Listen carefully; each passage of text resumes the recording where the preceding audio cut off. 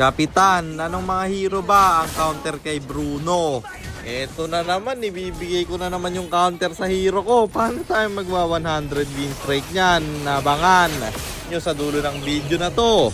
Dahil doon natin yan pag-uusapan. Teka, baka kilala mo lang ako at lagi kang nanonood pero hindi ka pala nakapollow sa page. I-follow mo na yan. Isa lang eh. Hi guys, nandito na tayo sa 506th day ng 1 game per day. And ang standing natin bago yung game na to ay 420, 85, 420 wins and 85 losses. At dito sa game na to, pinayagan tayong mag last pick ng kampe. May san yung kalaban pre, kaya ako'y napabruno na. So ayon, nandito na tayo sa pang-500 at 6 na araw ng isang game kada araw. Digmaan na! Dito simula pa lang ng laban, kanila na akong pinanggigilan. Pero alam nyo naman na ako hindi kinakabahan sa mga sitwasyong ganyan. Tiniro ko lang, binlame shot ako ng parsa, napabenjan sa rin yung high loss nila. Kami maghahabol piplikera ng Vexana at babagsak na yung isa. Hahabulin pa namin yung parsa at mamamatay din siya. Kaso napatay ako ng Leslie nila, pero patay din naman yung Pani at 3 ang kapalit ng buhay ko doon. At pagkabuhay ko, dumiretso ako sa turtle bro. Na libre naman naming nakuha kasi nagpa-farm pa yung Pani nila. At may bonus pang kill kasi lumalim yung high loss. At dito yung Pani aming papalagan, wala na siyang kawalaman. Napatay naman yung Florin pero napatay rin namin siya. Sabay diretso sa top lane, inikutan ko yung Yuzong namin kasi eto guys, yung pinakamarunong at sobrang solid ng Yuzong. Tingnan nyo yung kanyang gagawin. 3 ba naman yung nanakap niya men. Bagsak silang 3. Triple kill para kay Vexana bro. At yung Torre, nabasag ko. After nun diretso sa turtle, libre ulit naming nakuha kasi yung Pani nila mukhang kill si tropa. Tapos yung parsa na bigyan, sabay basag ng Torre sa gitna. Lamang na kami sa laban na to. Di kagaya ng kahapon no?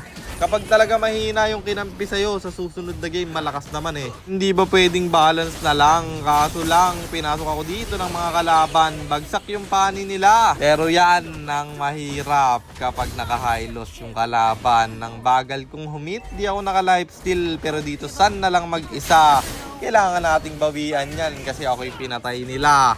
Diyan yung makikita na counter talaga yung Bruno sa Sun at yung Lord dito aking sisimulan. Bagsak pa yung 4 sa kalaban. Kaso papasukin ng Moskov sa loob. Masyadong gumusto na makamaniac. Yan yung kadalasang pagkakamali ng mga ML player Gustong-gustong makamaniac o savage.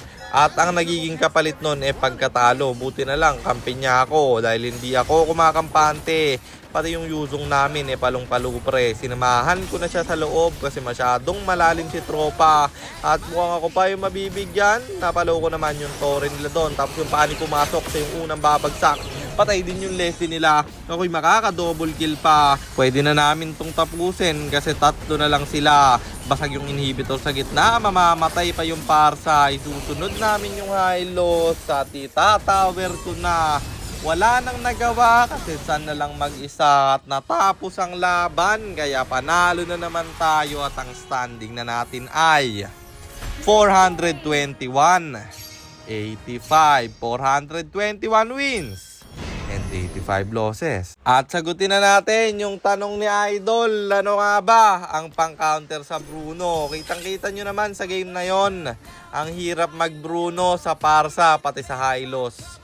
Yung high loss kasi guys, kapag nasa loob ka ng bilog, ang bagal mo humit kahit gaano kakapal pa yung attack speed mo. Tapos yung parsa naman, ang hirap abutin, sobrang burst damage pa. At hindi lang yon yung counter sa Bruno guys. Blade armor lang ang katapat nito. Basta makukunat yung hero, hindi na ako nagbo-Bruno. Dito kasi sa solo guys, tapos low rank pa naman, kahit may makukunat dyan, hindi naman mga marunong mag-blade armor yan. Puro recommended lang. At kadalasan sa mga recommended item, walang blade armor man. At ayun, sinabi ko na naman yung counter sa hero ko.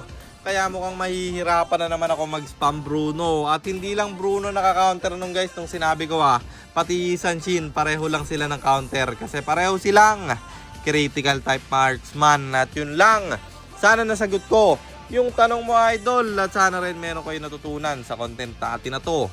At kung meron man, pakishare lang.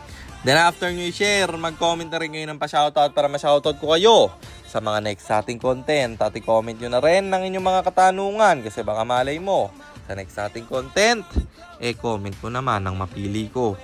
At para naman sa mga gustong magpa-pilot ng ML account, mag-PM lang kayo, nagre-reply ako. At syempre, may bayad yon. Kahit hanggang ano lang pwede nyo ipapilot, kahit anong hero pwede nyo ipaspam basta may additional payment pag magpapaspam kayo ng hero. At yun lang guys, sana nag-enjoy kayo sa content natin na to. At shoutout sa iyo Starboy Vin, kay Christian Cabaltera, kay Ian Gonzayan at kay J. Mark de la Cruz Cabildo. Maraming salamat sa inyong suporta. Ingat kayo palagi. God bless. Paalam.